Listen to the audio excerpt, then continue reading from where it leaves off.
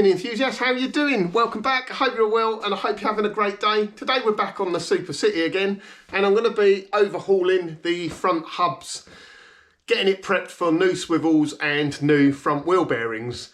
But before we get into that, I've not done it for a very long time. A few people have asked me now. I think next video or in one of the upcoming videos, I'm going to do a Q&A. So if there's anything you've ever wanted to ask me or get an answer on, drop it in the comments of this video and I'll make a Q&A video and do my best to answer your questions. So I'm still waiting for gearbox parts. It would probably help if I phoned up and found out what's going on with them because I've just been so busy. I haven't had the chance to do that. So I'm turning my attention to the front hubs and getting them ready to go to build up the front subframe again. So let's get stuck into it. Right, so a lot of faffing around this week. I'm literally just going around cleaning up hardware, like these high-lows, making sure the threads are clean. Using new nuts and bolts, new brass washers, just giving it all a clean up, making sure I've got all my hardware ready, new lock nuts and things like that. And I was just gonna fit new swivels top and bottom on these hub assemblies, but it almost seems sacrilege not to clean them all up and paint them while we're at it. And I wasn't going to do the bearings either because one, they're quite expensive and I am cautious of the costs on this. I'm already, including buying the car, I think I've spent about 10 grand now. But what worries me, when I look inside those bearings and the CV joint, for example, the grease looks rusty, doesn't it? So that's come from somewhere. It's come from inside there. Although the wheel bearings weren't making any noise and they feel smooth, when I look down inside, can you see there's just brown rust? So I know they're expensive. I know it's going to blow the budget a bit, but I think I'm going to strip that down and we'll see what the bearings are like. So I'll be back in a moment. So I'm going to strip the swivels off this first. The only thing I'll probably keep are these swivels. It's the bottom one that feels tight, actually it feels okay, but they're all pretty cruddy. That top one's very loose. So you can adjust these, you can change the shims in them, but they are pretty inexpensive, so we're just going to replace them. It is always worth keeping hold of the old shims though, because the new packs don't come with enough shims in them.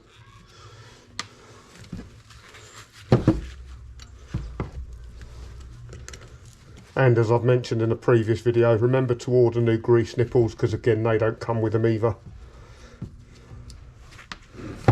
It's a bit of a messy job this.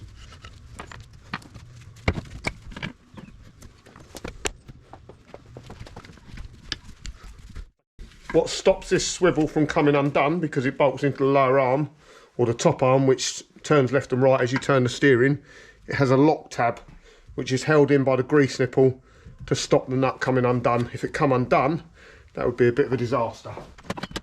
So first thing we need to do is knock away the lock tab.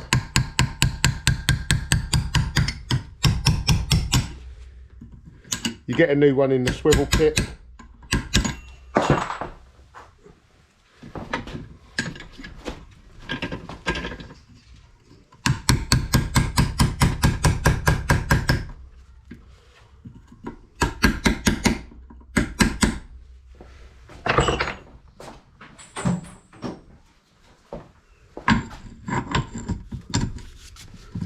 Correct socket is imperative here. It is a 1.5 inch. 1.5 inch.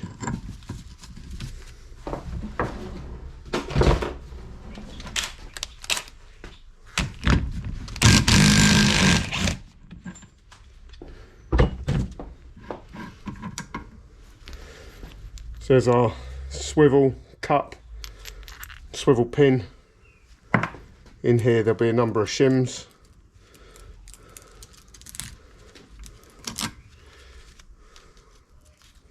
Shims are all pretty corroded, probably won't reuse them. And then there's the lock tab. And then on the top arm and the bottom actually, there'll be a cup like that. And in the bottom arm as well, there'll be a spring, but there isn't in the top swivel, only in the bottom swivel. There's a spring to preload it. So there we go, that's that side all stripped.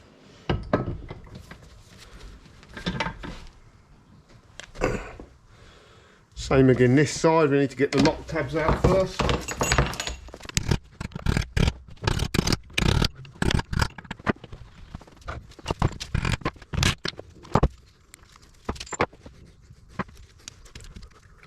There's the spring I was talking about.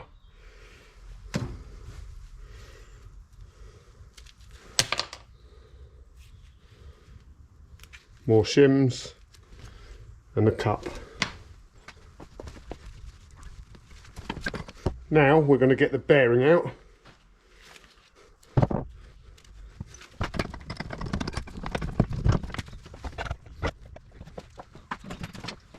Bearing does look like it's been in here a few years, judging by the look of the seal.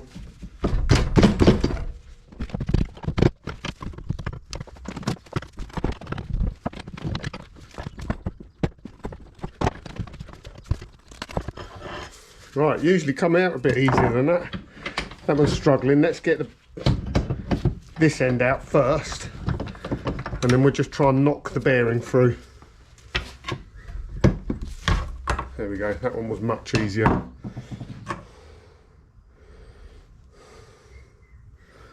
Sod's law, the bearing don't look bad. We're going to be replacing them anyway. There is a spacer that goes in the middle. Do not forget that when it goes back together. There should be a new one if you buy Timken bearings. Now hopefully we'll just knock the bearing out and seal in one go.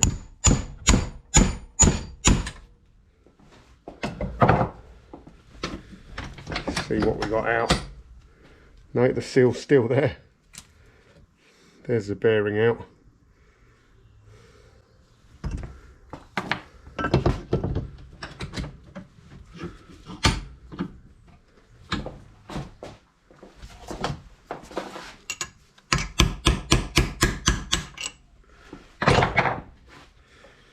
There's the seal. And now we want to knock the races out. The bearing races.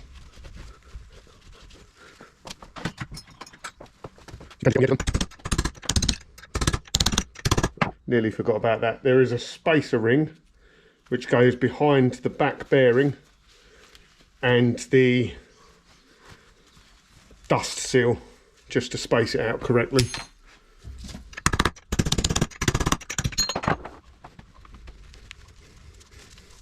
So our bearing out, or the race, it does look okay. So maybe a bit of a waste of money doing this.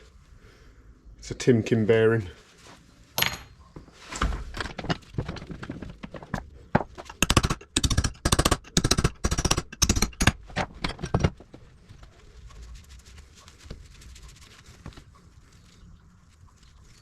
Looks all right as well.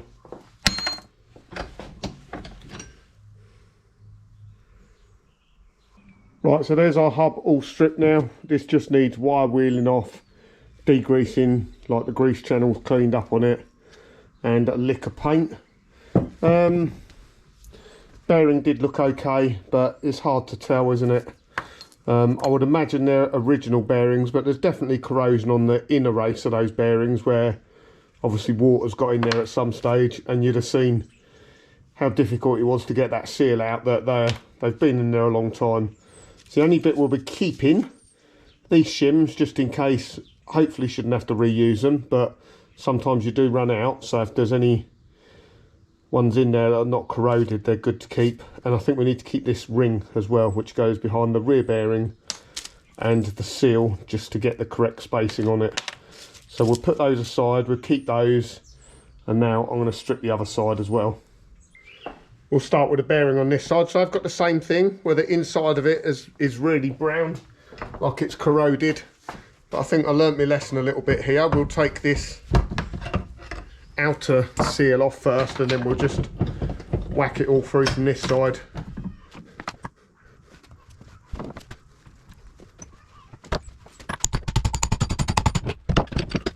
So that took out the seal and the bearing in one hit, so it's good.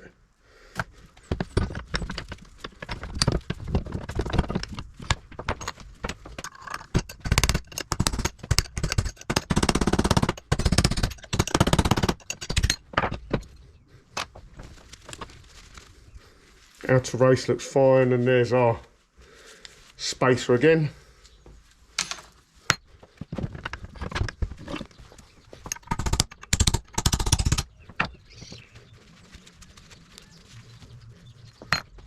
Right, that's the bearing stripped apart.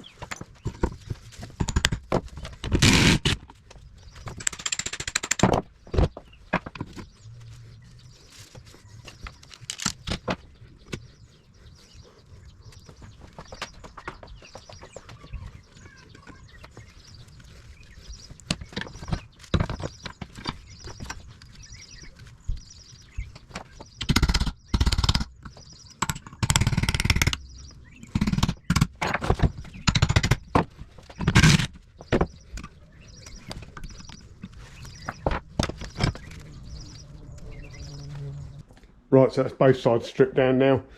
I think the bearings are probably okay, but peace of mind, innit?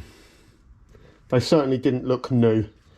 I just need to wire wheel these off now, get them painted up, ready to get rebuilt, and I need to get onto mini spares and order new bearing kits. Right, so that's our hubs all done, all cleaned up. All degreased, and I've just put them on the heater just to dry them out to stop them flash rusting. They're my shims that have come out, so I always keep them, but I was just digging around in my spares bin, and yeah, I've got tons of shims. You can never have enough though, although maybe you can, that's probably too many. But yeah, I've got shims of all shapes and sizes. I have got another swivel kit in here, which I was looking at. That one looks brand new, but this one looked like it had been fitted, and I'm a bit dubious about it. It's in a mini spares bag, but that doesn't mean a thing. Look at the size of the nut on top, it's really small, isn't it? I'm not sure of the quality of them, so I'm going to order up another swivel kit anyway. I'll keep them for spares for whatever reason, but it's funny actually, I was digging through my parts bin.